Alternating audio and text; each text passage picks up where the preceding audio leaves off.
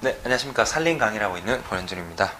자, 이번 시간은 저는 지난번에 말씀드린 대로 관련 기본 문제 100제를 볼 건데, 기출 문제를 토대로 했는 건 마찬가지입니다. 자, 이 문제 같은 경우에도 경영이라는 임도 쪽 마찬가지로 기출 문제를 토대로 나왔던 문제, 기존에 나왔던 문제, 자주 나오는 문제, 나올 만한 문제 위주로 100문제 정도 보는 건데, 문제 자체는 나오는 유형을 익힌다라고 생각하시면 돼요. 그래서 너무 부담을 가지시기보다는 일단 나왔던 기출이기 때문에 도움도 되시겠지만은, 요런 유형이 나오는 거 공부를 이렇게 하면 되겠구나 정도 감을 먼저 트레이닝을 하시고 실제 기출 문제 보시면은 좀 더 도움이 될 것 같습니다.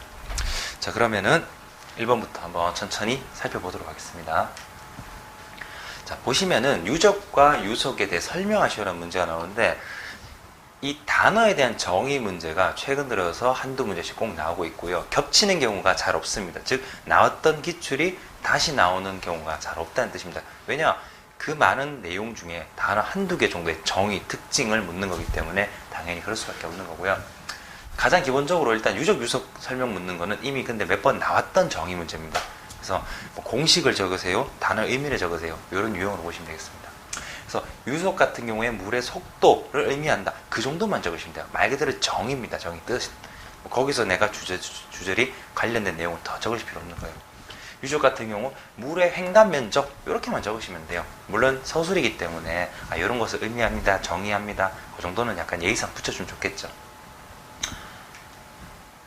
그래서 관련 용어 한번 좀 몇 가지 더 살펴보고 가겠습니다. 유속 같은 경우 물의 속도고요. 유적 같은 경우 횡단 면적이라고 했습니다. 물의 횡단 면적. 자, 유량은 유적을 통과하는 물의 양으로서, 실제로 기출에 뭐가 있냐면요, 유량의 공식을 적으세요라는 문제가 있습니다. 첫 번째 케이스. 그래서 유속 곱하기 유적을 적어주면 되는 거고, 두 번째 케이스로는 계산 문제가 나옵니다. 그러면 유속과 유적을 주고 유량을 구하거나, 혹은 유량과 유속을 주고 유적을 구하거나, 세 개 중에 결국 하나를 구하라는 식의 문제가 나오게 될 겁니다. 그렇게 나오고 있고요. 윤변 같은 경우 물에 접속되는 배수로의 길이, 그리고 경심은 유적 나누기 윤변입니다. 경심 같은 경우에도 나름 이미 몇 번 나왔던 사례가 있는 기출입니다. 그러니까 계산 문제로 나왔던 적이 있고요. 그리고 정의 문제로 한번 나온 적이 있어요. 그래서 유적을 윤변으로 나눈 값을 의미합니다. 그 정도로만 하시면 되겠습니다. 자, 임기유속 같은 경우 계산에서 침식을 일으키지 않는 최대 유속을 의미한다. 이렇게 한번 지나가면서 한번 쭉 정리를 하시면 되겠습니다. 자, 그럼 다음 내용 넘어가겠습니다. 자, 두 번째 보시면은 중력에 의한 침식의 종류 3가지를 적으세요. 자, 이런 문제가 있었는데, 어떤 특정 종류 적는 문제는 그런 유형 문제 자체는 정말 많습니다. 뭐 사방댐에 관련된 뭐 기능 몇 가지 적어라, 아니면은 뭐 어떤 그 어떤 지점 같은 거, 어느 지점이 제일 좋을지 뭐 3군데에 적어봐라, 이런 식의 종류 문제는 빠지지 않고 나오는데, 침식 종류 이것도 나오기 좋은 문제라고 보시면 되겠습니다. 붕괴형, 지활형, 유동형, 사태형 침식 4가지가 있고요. 3가지만 적으랬으면 3개만 적으시면 되겠죠. 자, 요런 유형, 그리고 요런 기출이 있었다는 거. 야, 그리고 3번 보시면요, 물에 의해 발생되는 침식의 종류 4가지를 적으세요가 있습니다. 이 물에 의해 발생되는 침식 같은 경우 실제 기출 사례는 없습니다. 아직까지는. 이제 필기 때는 한번 나온 적은 있지만 그만큼 중요도가 좀 떨어지는 내용인데, 요런 거 요즘에는요, 이런 자주 나오는 문제들은 어느 정도 한 반 정도 이상은 그래도 나오는 편인데, 이렇게 정말 사람들이 간과할 만한 거, 특이한 거, 그리고 잘 안 나오던 거, 그런 것에서 한두 문제씩은 꼭꼭 가져오고 있습니다. 그래서 일부러 어차피 이론에 넣어봐야, 이론 쪽에서는 여러분께서 솔직히 알고 있어요. 어차피 이론을 잘 봐봤자 머리에 잘 안 들어옵니다. 오히려 문제 형식으로 보시는 게 좋을 것 같아서 이런 식으로 일단 준비를 했습니다. 자, 그래서 말 그대로 물에 의해서 비에 의한 우수, 그리고 하천, 지중, 바다 침식, 이렇게 4종류가 있다는 거 체크해 두시면 되겠습니다. 그래서 나온 사례는 없지만 가능성이 있다는 그 정도로 보시면 되겠습니다. 자, 침식 종류, 그래서 왔는 김에 다른 유형에 대해서도 정리를 해보겠습니다. 실제로 중력에 의한 침식이라든지 요거는 나온 사례가 이미 있습니다. 있기 때문에 체크해 두셔야겠죠. 자, 붕괴형, 지활형, 유동형, 사태형 아까 보셨고, 바람에 의한 침식 2가지 나온다 하면 내륙사고 침식과 해안사고 침식이 있습니다. 이런 게 일회성 문제, 특수 문제로 나올 확률이 높은 문제라고 보시면 되겠습니다. 꼭 외우라는 게 아닙니다. 한 번쯤 이렇게 보고 가시는 것만 해도 혹시라도 나왔을 때 대비가 된다는 거예요. 봤던 것 같은데, 이런 게 있었던 것 같은데, 한 개라도 적으면 부분 점수를 가져가실 수 있다는 겁니다. 근데 저도 알고 있는 게 여러분께서 만약에 100이라는 지식을 드리면 100 다 못 외워요. 저도 못 외울 정도로 사실 살림 쪽 내용이 많습니다. 하지만 우리가 가능성을 좁혀서 나올 만한 거, 자주 나올 만한 문제를 먼저 우선적으로 보고 암기를 하고 그 차후에 이런 거는 그래도 눈여겨라도 봐놨다가 혹시 나오면 부분이라도 부분 점수라도 가져가자는 겁니다. 자, 침식의 종류는 이 정도 있다는 거 한 번쯤이라도 손으로 한번 정리해 주시면 되겠습니다. 자, 그럼 다음 넘어가겠습니다. 자, 4번을 보시면은 보기 내용이 있는데 빗물에 의해서 발생되는 침식의 순서라고 나옵니다. 자, 요 내용과 요 문제는 정말 자주 나온 것 중 하나예요. 얘도. 그러니까 지금 보시면은 일단 순서만 나열하는 유형이죠. 순서 나열하고 거기에 대한 특징 적으라고 하는 그런 유형이 있고요. 그리고 또 다른 유형이 뭐냐면 예를 들면 뭐 우격 침식 같은 경우 빗물이 타격을 해서 일어나는 그 침식 종류죠. 그거를 설명을 쭉 적어놓고 이 의미가 이 뜻이 어느 침식을 의미하는지 그 종류를 적으세요. 답을 우격 침식 족도로 그렇게 나오는 문제 유형이 있습니다. 실제 다 나왔던 내용들인데 이렇게 크게 보면 3가지 정도 보시면 될 거예요. 자, 어쨌거나 이번 문제 같은 경우에는 침식의 순서를 나열하라 했습니다. 뭐다? 내가 알고 있던 대로 빗물이 때리는 거, 그리고 그 빗물들이 모여서 면을 깎는 거, 그리고 조금 골이 발생하고 골이 더 커져서 심토까지 깎는 우격, 면상, 누구, 구곡의 순서로 진행된다는 거. 이거는 충분히 이미 나왔던 사례가 있고요. 반복적으로도 하면 나올 만한 문제라고 보시면 되겠습니다. 자, 다음 5번 같은 경우에 꽤 고대 문제입니다. 예전에 그러니까 저는 항상 말하는 게 최근이라는 게 근 5년을 말하는데 최근 동안 나온 적은 없지만 거의 막 한 7, 8년 전인가 엄청 오래전에 한번 나온 적이 있던 문제고 그리고 나올 만한 문제인데 근데 제가 항상 말하는 게 특수 문제는 주기성은 정말 적어요. 그러니까 한번 나오면 그 다음 나올 때까지 만나기 힘들지만 나오면 똑같이 나온다는 겁니다. 그래서 이 문제도 공식이 매우 간단한 거기 때문에 한 번쯤은 우리가 짚고 가는 게 좋다. 자, 보호의 높이가 있고요. 그리고 물의 단위 중량이 나옵니다. 사방땡이 받는 총 수압을 구하는데 수압 같은 경우에는 물의 단위 중량 곱하기 2분의 1에다가 높이의 제곱을 해줍니다. 자, 그럼 그대로 2분의 1 곱하기 1500 곱하기 4의 제곱을 해주시면 되겠죠. 자, 요건 특수 문제로 공식 정도만 짚고 가겠습니다. 자, 그리고 6번 빗방울이 지면에 타격하여 토양이 분산하는 가장 기초 초기 단계를 적으세요 라고 되어 있는데 이게 아까 말씀드렸던 4번 문제 유형 중 하나입니다. 4번 같은 경우 순서를 적는 거였다 하면 이번 문제 같은 경우에는 자, 요 설명이 뭘 의미하는데 요걸 묻는 문제입니다. 자, 뭐죠? 지면을 타격한다 우격 침식으로 해주시면 되겠죠. 사실 기본 문제를 준비하면서 이제 예전에 나왔던 기출문제나 자주 빈도가 매우 높은 문제들 모아보면 야, 얘들만 다 봐도 그러니까 100문제 요것만 다 봐도 어느 정도는 답이 나오겠다 싶을 정도로 계속 반복해서 나오더라고요.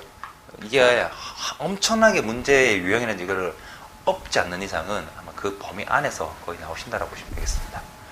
자, 왔는 김에 침식 순서랑 각각의 특징에 대해서 한번 보겠습니다. 좀 줄였습니다. 우격 침식 같은 경우에는 입자로 타격했는 가장 초기 단계, 그리고 면상은 표면 전면을 10개 유실하는 것, 누구는 잔도랑이 발생하는 것, 구공은 이 도랑이 커지는 단계라고 보시면 되겠습니다. 우격, 면상, 누구, 구곡 순서입니다. 필요하신 분들은 잠깐 정지하셔서 정리 부탁드리겠고요. 저는 계속해서 일단 진행하도록 하겠습니다. 자, 그리고 7번 분기형 침식의 종류 4가지를 적으세요. 자, 분기형 침식 아까 우리가 봤었죠. 계속 이제 나오는 유형들이라든지 이제 기출 들어가면은 제가 관련 유형 비슷한 문제, 나왔던 문제 계속 반복해서 돌릴 겁니다. 그래서 한 문제만 보는 게 아니라 나왔던 유형 2-3문제 정도는 함께 계속 보게 될 겁니다. 물론 특수 문제 같은 경우, 특이한 문제 같은 경우에는 그 일회성이 그치기 때문에 뭐 다른 유형이 없으니까 설명을 못 드리겠지만은 앞으로 이제 아까 봤던 것도 또 나오고 해서 공부하면서 같이 외우도록 그렇게 공부를 계속 진행할 겁니다. 자, 침식의 분기형 침식 종류 4가지. 산사태, 산붕, 북락, 포랑, 암살북락이 있습니다. 그 중에 4가지를 적어주시면 되겠죠. 얼핏 기억나는 거는 예전에 나왔던 문제 유형에 분기형 침식 종류 3가지 정도 있었어요. 그래서 답이 보통 정해 산사태, 산붕, 북락 이렇게 3가지를 적으면 되겠죠. 다음 넘어가겠습니다. 가기 전에 이 각각의 그 침식 유형에 대한 어떤 간단한 정의 정도는 우리가 알고 가야겠죠. 저는 항상 말씀드립니다. 많이 자세하게 할 필요 없습니다. 그 단어, 그 용어에 대해서 간단한 특징 정도만 알고 가도 충분히 서술형 점수를 확보할 수 있어요. 자, 산사태 같은 경우에는 사면 계곡에서 연속적으로 길게 흙이 무너지는 것을 말한다. 뭐 원래 같으면 산사태 같으면 뭐예요? 뭐 급속하게 발생하고 급경사지에서 주로 발생하고 그리고 하루에 뭐 10mm per day 해가지고 1일 10mm 이상의 속도로 어마어마한 속도로 빠르게 발생하고 뭐 이렇게 다 그 특징들이 다 있는데 그렇게 자세하게 할 필요 없다는 겁니다. 그냥 항상 정의는 내가 알고 있는 거에서 간단하게. 자, 산붕은 자, 발생한 산사태가 동일하게 하는데 산 허리 이하인 산록부에서 주로 발생하는 작은 규모의 산사태이다. 혹시라도 자, 또 안심을 드리기 위해서 하나의 예를 들어드리면 산허리 이하의 산록부에서 주로 발생되는 이벤트를 빼더라도 산붕에 어느 정도의 부분 점수라도 가질 수 있는 거예요. 자, 산붕은 산사태와 비슷하게 발생하는데 산사태보다 상대적으로 작은 규모의 산사태를 말합니다. 이것도 맞는 내용이에요. 산사태의 특징이니까, 산붕의 특징이니까 그렇게 공부를 하시라는 겁니다. 내가 할 수 있는 점수를 확보할 수 있는 한도에서 내용을 좀 슬림하게 할 수 있는 거. 제가 제일 싫어하는 게 있는 지식 그대로 그냥 통으로 다 외우려는 게 얼마나 힘들어요, 그게. 우리는 지금 이제 공부를 생각하면은 당연히 다양하고 더 많은 내용을 알지만 합격이라는 기준에서 점수 확보에서는 이게 가장 좋은 방법이라고 보시면 됩니다. 자, 그리고 북락 보시면 중력 침식의 형태인데 비탈면에 불안정한 토계가 무너져 토층에 주름이 잡히는 현상이다. 여기서 또 북락을 많이 줄인다면요, 비탈면에 토계가 무너지면서 주름이 잡히는 현상을 북락이라고 한다. 이 정도로 또 줄이실 수도 있는 거예요. 키워드가 들어가면 된다는 겁니다. 키워드가. 자, 주요한 3개 정도, 주요한 본경 침식 3개, 요건 충분히 나올 수 있는 확률이 높습니다. 필요하신 분들은 아까 그 부분에서 정지 잠깐 부탁드리겠고요. 자, 그 다음 문제 8번 보겠습니다. 자, 비탈면 안전공법의 종류 5가지를 적으세요. 사방 쪽에서는 실제로 낼 수 있는 문제가 좀 한정돼 있어요. 그래서 내려고 하면은 사실 경영 쪽이나 인도 쪽에서 내기가 더 좋고요. 그래서 문제 빈도는 사방이 조금 저조한 편이지만 근데 그만큼 나올 만한 게 조금 보인다는 거죠. 자, 안전공법 종류 같은 뭐 녹화공법, 기초공법, 안전공법 이런 게 있을 텐데, 자, 비탈면 안전공법 종류로는 다듬기, 록볼트, 록앵커, 철근 삽입, 소일 레일법, 옹벽공법 이런 것들이 있습니다. 이 중에서 5가지를 적어주시면 되겠죠. 자, 8번은 그렇게 마무리를 지으면 되겠고, 뭐 차후에 녹화나 기초 같은 경우에도 100문제 안에 다 준비가 되어 있기 때문에 그때 다시 언급을 해드리겠습니다. 자, 그리고 9번 보겠습니다. 골마기의 특징 3가지 적으죠. 이 골마기 문제도요, 정말 자주 나오는 편이에요. 사방 쪽에서 골마기만큼 자주 나온 게 없다고 느낄 정도로 이제 수많은 문제를 계속 보잖아요. 저는 이제 하다 보면 골마기 계속 나옵니다. 은근 싫어도 외울 정도로 많이 나와요. 자, 골마기 같은 경우 유속 완화를 목적으로 하고 침식 방지, 그리고 이걸 통해 토사 유출과 사면 붕괴를 막는다. 자, 그리고 골마기 같은 경우 계류상의 위쪽에 주로 시공을 하는 거고요.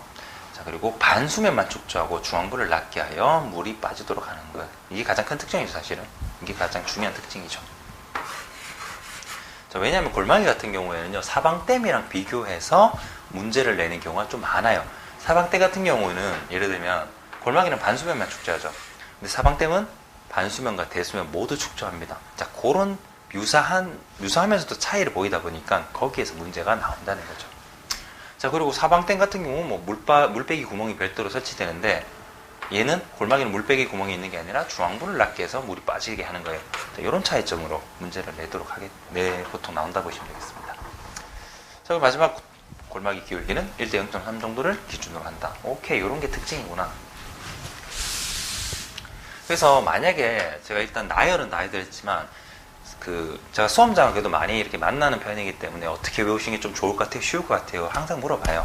그리고 편한 걸로 이제 제작을 해드리는데, 이제 근데 책이다 보니까 어느 정도 좀 외울 범위를 좀 넓게 잡아드린 건 있어요. 근데 여기서 만약에 3가지 찝을 하면 좀 외우기 좋은 게 반수면만 축조한다, 중앙부를 낮게 한다, 그리고 침식 방지하는 목적으로 뭐 한다. 뭐 이런 식으로 3가지 적으시면 되는 거죠. 굳이 막 10개 주절이 뭐 기울기 혹시라도 근데 기울기는 제가 좀 외우라고 말씀드린 게 최근에 보면은 사방 쪽에서 기울기 기준을 좀 묻는 문제가 좀 나와요. 그러니까 몇 쌓기, 뭐 찰쌓기, 기울기 기준은 뭐 얼마인 것처럼 그런 것 때문에 골막이 같은 경우에도 돌골막이 같은 경우 특정하게 많이 짓는 거기 때문에 충분히 나올 수도 있습니다. 그래서 이 정도면 이 정도 안에서는 그래도 좀 외워주시면 될 것 같아요. 자, 그렇게 9번 마무리 짓도록 하겠습니다. 그리고 뒤쪽에 보시면 아마 유첨 형식으로 조금 더 그 자세하게 나열이 돼 있을 거예요. 근데 이건 어디까지 참고로 하시고 본인 스타일 맞춰서 조금 더 슬림하게 만드시는 걸 좀 추천을 드립니다. 아까처럼 이제 요 문제처럼 이것도 좀 어떻게 보면 줄인 거예요. 거기서도 또 말씀드렸듯이 이런 식으로 본인 스타일 맞춰서 좀 줄이시는 것도 저는 개인적으로 좀 추천드립니다. 자, 10번 보겠습니다. 바닥마기의 시공 목적을 적으시오라는 문제가 나옵니다. 최근에는 예전 같으면 해도 문제가 좀 적을 때니까 뭐 종류 적으시오, 특징 적으시오, 서술하시오 뭐 이런 식의 문제였다면 지금은 조금 응용 문제를 살짝 내요. 예를 들면 이렇게 이걸 왜 하는데 시공 목적에 대해서 시공 목적에는 사실 제가 보기엔 뭐 특징이나 아니면 정의라고 볼 수도 있는데 자, 바닥마기 같은 경우 바닥을 막아주는 거예요. 즉 뭐다 바닥에 퇴적된 토사의 유실을 방지하는 막아주는 것을 주목적으로 한다. 이렇게만 적으시면 되는 겁니다. 굳이 막 각도를 얼마 해가지고 뭐 완화해줘가지고 뭐 이걸 지켜주고 뭐 길게 적으실 필요 없습니다. 자, 그래도 바닥마기가 나온 김에 다른 것 나올 수 있는 거 한번 체크하고 가야겠죠. 자, 이게 바닥마기의 기능이자 목적이자 정의, 이거 일단 체크하고, 자, 그리고 바닥마기는 사방댐보다 낮은 높이 1에서 1.5m 정도로 하고 물바지의 길이는 바닥마기 높이의 1.5에서 2배 정도로 한다. 요거는 유형으로 만약에 나온다 하면 가능성은 좀 적은데 요즘 좀 이런 유형이 많아서 이런 식으로 갈로 해가지고 기역, 뭐 니은 해가지고 요거 채워 넣으라는 식의, 즉 원래 우리가 알고 있던 일반적인 기준이니까 그 유형 중에 이제 나왔던 게 뭐냐면 100mm 빈도 그 최대 그 홍수량에서 100mm 빈도 해가지고 뭐 1.2배 해가지고 요런 문제 유형이 나오기 시작하면서 그럼 이런 것도 이제 좀 가능할 수도 있겠구나라고 좀 생각이 들더라고요.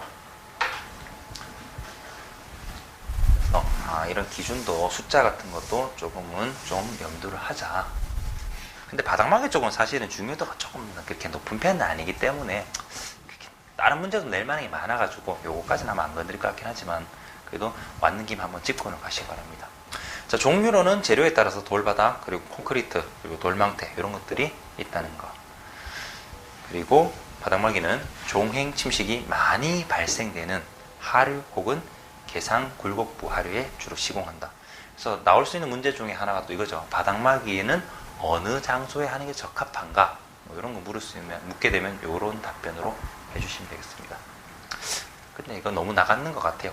사실 이 내용은 저도 사실 이게 설명드리면서 아니면 책에 넣으면서도 그래도 이런 것까지 내려면은 진짜 좀 더 있어야 하지 않을까 생각을 좀 들고 있습니다. 왜냐면 아직까지 낼 수 있는 문제가 나오던 문제만 이렇게 변형해도 충분하기 때문에. 자, 그 다음 문제 11번 보겠습니다. 각도에 따른 수제 종류 3가지를 적으세요. 자, 우리가 그 필기 때부터 자주 봐오던 상향, 하향, 직각 수제 이렇게 3종류가 있겠죠.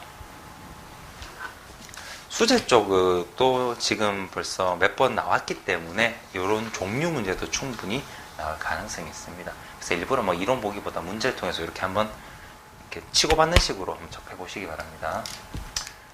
자, 상향 수제의 특징 한번 보겠습니다. 자, 흐름을 전방으로 밀어내는 힘이 커서 제방 및 호환 보호에 좀 좋은 편이다. 자, 그리고 수제 앞부분에서는 흐름에 저항해서 쇄골의 손상 위험성이 조금 큰 편이다. 직각 같은 경우에는 길이가 가장 짧고 공사비가 저렴한 것이 특징이고, 하향 수제에 비해서는 쇄골 영향이 적기 때문에 그리고 상향 수제보다는 좀 큰 편이다.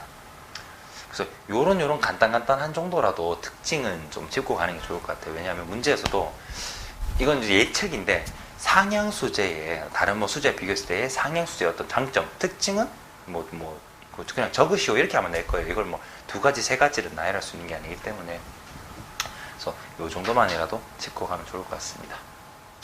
자, 필요하신 분 잠깐 정지하시고요. 자, 우리 또 다음 문제 보겠습니다. 12번 보시면 사방댐의 기능 4가지. 자, 요건 단골 문제죠. 사방댐 관련해서 기능, 적지, 물빼기 구멍 요 3문제는 계속 사이클되면서 나오고 있습니다. 자, 기능으로는 완화, 그리고 침식의 방지, 삼각을 고정을 통해서 붕괴를 방지하는 거 있고요. 그리고 불안정한 토사의 유동을 막고 양한 삼각을 고정하는 거, 그리고 진화용수 혹은 음용수, 야생동물 음용수로 이용되는 거, 이런 것들이 기능에 포함되겠습니다. 자, 그리고 바로 이어서 사방댐의 설치 장소, 적지 장소, 설치 장소, 어디에 설치하면 적합한가, 이렇게 뭐 이런 용어로 나올 건데, 자, 댐 부분은 좁고 상류 부분이 넓어서 퇴적이 좀 한쪽으로 우리가 조금만 지어도 많은 양의 퇴적을 할 수 있는 용이한 곳, 즉 댐 부분이 좁은 곳. 자, 그리고 계류바닥 기울기가 완만해서 지류가 합류하는 곳과, 그리고 기간이 길 경우에는 이 구역에 따라서 완충을 위해서 계단상으로 해줍니다. 그리고 개상 및 양안에 안반이 존재하는 곳. 필기 때 기억나실지 모르겠는데, 개상 및 양안, 이거 그냥 지나가는 걸 들으세요. 개상 및 양안의 안반이 무조건 존재하는 곳에 사방댐을 설치해야 된다, 이렇게 나온 적이 있었어요. 그게 그때 아니라고 했었죠. 이 안반이 존재하는 곳은 필수가 아니라 어느 정도 약간 초이스 선택의 좀 그런 개념이 있었죠, 이게. 꼭 안반이 존재할 필요는 없어요. 하지만 적지라는 개념이기 때문에 이것도 포함이 되는 겁니다. 하면 좋겠다 이거예요. 무조건이 아니라. 자, 이렇게 네 군데 잡아주시면 되겠습니다. 자, 그러면 이제 바로 다음 문제 넘어가면, 그리고 또 14번 문제 보면 중력 때문에 안정조건. 자, 그래서 이제 12, 13, 14번이 기능, 장소, 그리고 안정조건, 요렇게 물빼기 구멍이 좀 빠진 것 같은데 아마 다른 데 있을 것 같은데, 이런 식의 사방댐은 그래서 중요한 문제, 주요한 문제들을 많이 사이클로 건드리고 있습니다. 언젠가 아니라 여러분께서 시험 치실 때쯤 되면 충분히 제가 나올 수 있다고 생각하는 것 중 하나가 사방댐 부분이에요. 무조건 어느 회차인지 모르겠지만 무조건 나올 수밖에 없는 그 정도 중요한 문제들입니다. 빈도도 높아요. 딴 애들 두세 문제 나올 때 얘들은 네다섯 번 나옵니다. 자, 안정조건. 그리고 옹벽의 안정조건, 나중에 아마 백자는 있을 텐데, 옹벽의 안정조건과 중력댐 안정조건은 조금 용어를 달리 해주셔야 돼요. 같은 방어막이기 때문에, 방어댐 개념이기 때문에 비슷하긴 한데 약간은 다릅니다. 자, 첫 번째 전도, 그리고 활동, 체제 파괴와 기초지반 지지력에 대한 안정, 이런 것들이 중력에 대한 안정 조건입니다. 좀 자주 나온다고 말씀드린 거는 꼭 좀 이제 암기하셨으면 좋겠어요. 그 특수라든지 뭐 빈도 낮은 문제는 사실 좀 힘들다 싶으면 저는 버리라고 무조건 말합니다. 자주 나오는 거라고 말씀드린 것만이라도 꼭 좀 암기해 주시고, 조금 더 여유가 된다면 자주 안 나오는 문제나 특수 문제 같은 경우에는 무조건 문제가 똑같이 나와요. 물론 자주 나오는 문제도 똑같이 나오긴 하지만은, 그래서 좀 확률로 저는 무조건 좀 덤비려고 하는 스타일이라서, 공부량을 최소로 하더라도 많이 맞출 수 있도록 하는 게 이제 자주 나오는 것만 모아서 좀 풀자는 주의고, 이제 점수를 좀 더 높이자 하면은 특수 문제라든지 그런 거는 이제 공부 비중을 자주 나오는 거를 주력하고, 이제 60% 정도, 60, 70% 주력하고, 나머지 시간은 그래도 좀 안 나오는 거 위주로도 같이 공부를 하자는 겁니다. 그래서 이론을 일부러 보기보다는 기출 문제를 반복해서 계속 보면서 손으로 쓰면서 암기하시는 게 가장 좋아요. 길 가다가 여유 있으면 좀 그것도 보기도 하고, 손으로 내가 답을 가리고 적으면서 실제로 문제를 푼다 생각하고 작성을 해보셔야지 그게 완벽하게 자기 것이 될 겁니다. 자, 서두는 여기까지 하고, 그 다음 15번. 자, 빈칸 완성하는 문제인데, 자, 기준 문제가 나왔습니다. 길이 6m 미만으로 보통 댐은 물 높이의 2배를 하고 6m 이상일 때는 1.5배 기준한다. 특정 기준에 대한 수치 문제, 이런 것도 요즘에 이제 막 심심찮게 나오고 있어요. 그래서 이런 기준 같은 것도 공부하실 때 한 번씩 봐주시면 되겠습니다. 그리고 어지간한 거는 문제 다 넣어놨어요. 어지간하게 나올 만한 거는, 그리고 나왔던 것들은. 그리고 실제로 이렇게 생각하시면 돼요. 한 회차에 시험 치는 게 15문제인데 1년 해봐야 그럼 50문제가 안 됩니다. 근데 책에 있는 내용만 해도 300문제에다가 기출문제까지 하면 거의 뭐 500문제 가까이 되는데, 그것만 해도 엄청 불리하거든요. 500문제를 정확하게 외운다, 사실 그것도 잘 어려워요. 어려운 거 알고 있습니다. 근데 그게 된다면은 뭐 고득점도 가능하죠. 점수는 어느 정도 확보가 가능한 수준입니다. 자, 그리고 다음 문제. 황폐의 진행 정도에 따라 보기 내용 순서대로 나열하시오. 특수 문제입니다. 잘 안 나오는 문제긴 한데 충분히 또 나올 수 있죠. 우격 침식 때처럼 나올 수 있는 유형인데, 일단은 척암임지, 이거는 필기 때 보셨을 거예요. 척암임지 처음에 이제 우리가 기초 단계고, 그리고 나타나는 게 임간나지, 그리고 초기 황폐지, 그리고 황폐 이행지, 마지막에 민둥산까지 그 과정을 거쳐서 황폐 정도가 점점 심하게 진행되는 그런 유형 문제였죠. 그래서 빗물의 침식 문제가 나오다 보니까 이것도 가능하겠구나. 그래서 전례는 없습니다. 전례는 없는 문제지만 이렇게 한 번 정도 그냥 눈으로 좀 보고 가시면 좋을 것 같아요. 자, 그리고 17번.